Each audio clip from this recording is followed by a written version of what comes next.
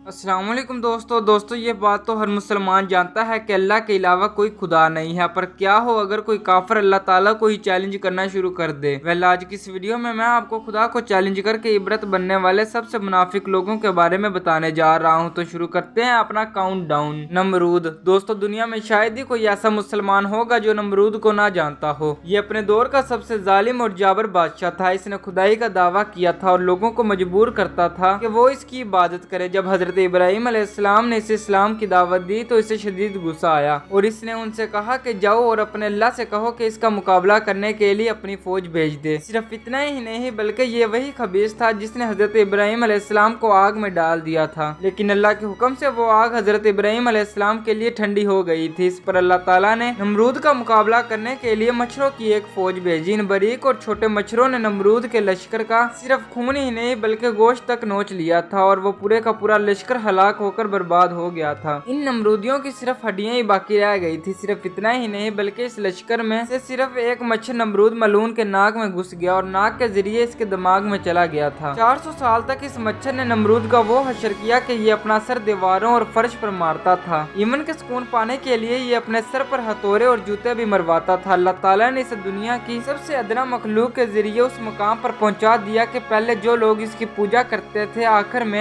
ये उन्हीं से जूते खाता खाता मर गया। वह अल्लाह ताला को लड़कारने वालों का अंजाम ऐसा ही होता है। Thomas Andrew. दोस्तों ये जो शख्स आप देख रहे हैं ये एक ब्रिटिश बिजनेसमैन और शिप बिल्डर था जो बहरी जहाजों को डिजाइन करता था। ये वही शख्स था जिसने दुनिया का सबसे फेमस शिप टाइटैनिक बिल्ड किया था। वैसे तो ये बहुत ही मार शिप डिजाइनर था लेकिन ये अपने टैलेंट को लेकर कुछ ज्यादा ही गुरूर में आ गया था। जब इसने टाइटैनिक बिल्ड किया तो इसे अपने टैलेंट पर इतना गुरूर था कि इसने दावा किया कि इस शिप का डिजाइन इतना परफेक्ट है कि इसे नाउजुबिल्लाह खुदा भी समुद्र में नहीं डुबो सकता। जैसा कि आप सब जानते हैं कि जब टाइटैनिक को पहली दफा समुद्र में उतारा गया था तो अब ये नॉर्थ ओशन पर पहुंचा ही था कि ये वहां पर एक आइसबर्ग से टकरा कर डूब गया था। इस शिप में दुनिया भर के बड़े बड़े बिजनेसमैन और मशहूर अफराद भी सफर कर रहे थे जिनमें एंड्रयू भी शामिल था। लेकिन अल्लाह ताला की करनी ऐसी हुई कि दुनिया का सबसे बड़ा बहरी जहाज समुद्री हादसे का शिकार हो गया। जब ये जहाज बर्फ से टकराया तो इसमें शगाफ भर गया और तेजी से समुद्र का बर्फीला पानी इसके अंदर दाखिल होना शुरू हो गया। उस वक्त टाइटैनिक में 1500 अफराद शामिल थे जिनमें से आधे से ज्यादा टाइटैनिक के साथ ही डूब गए थे। इस शख्स ने अल्लाह ताला को चैलेंज किया था और अल्लाह ताला ने इस समेत इसके बनाए हुए शिप को भी समुद्र के अंदर गर्क कर दिया। इवन के आज तक थॉमस एंड्रयू की लाश भी किसी को नहीं मिली। वह अब बंदा अल्लाह की कुदरत को चैलेंज करने की कोशिश करेगा तो ऐसा तो होगा ही। शदाद। दोस्तों शदाद का ताल्लुक कौम आद से था। ये उनका बादशाह था और अपने आप को खुदा मानता था। कौम आद को अल्लाह ताला ने दौलत, ताकत और दुनिया की हर नेमत से नवाजा था,